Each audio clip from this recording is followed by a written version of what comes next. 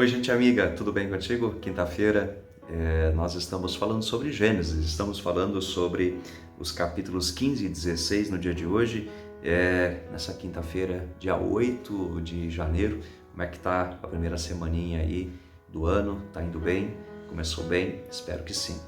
Gênesis 15, Abraão é o homem de Deus escolhido, de Ur dos Caldeus, uma terra extremamente distante do atual Israel, e Deus está trabalhando no coração desse homem.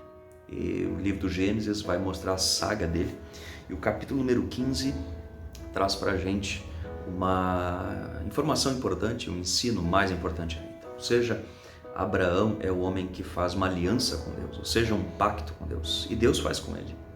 Enquanto lá no Gênesis 12 Deus disse a Abraão que por meio dele todos os povos da terra seriam abençoados, ou seja, por meio dele todos os povos da terra ouviriam e veriam a respeito de Deus eterno.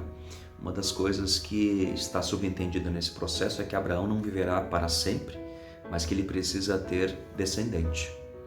E aí é interessante porque ele já é um homem idoso, ele já é um homem de mais idade, e ele diz no capítulo 15, é uma conversa com Deus em visão, numa visão, e ele diz assim no versículo 3, e tu não me deste filho nenhum, um servo da minha casa será o meu herdeiro, ou seja, um filho com uma outra mulher, uma outra concubina.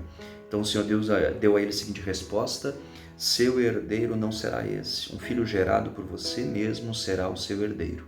O versículo 6 diz que Abraão creu no Senhor e isso lhe foi creditado como justiça. Ou seja, onde Deus diz, Deus cumpre. Essa é a fidelidade de Deus. Lá no Gênesis 3, quando ele disse para Adão e Eva que não deveriam comer do fruto proibido, eles comeram e morreram, ou seja, foram afastados da presença de Deus, Deus cumpriu. Aqui com Abraão tem a ver com a mesma realidade, ou seja, ele terá um filho dele próprio na velhice, e este filho será o que vai conduzir a bênção, a aliança com Deus adiante. Ou seja, será ele que após Abraão fará conhecido o nome de Deus em toda a terra. Nós sabemos, e vamos descobrir isso daqui a pouco, que esse filho se chama Isaac. Ele vem quando Abraão já é um idoso, ou seja, realçando ainda mais que para Deus nada é impossível e que quando Deus tem um plano de abençoar e um plano de cumprir a sua palavra, ele assim o cumpre. Mas eu chamo a sua atenção para o versículo 6. Abraão creu no Senhor e isso lhe foi creditado como justiça. O que tem a ver com isso?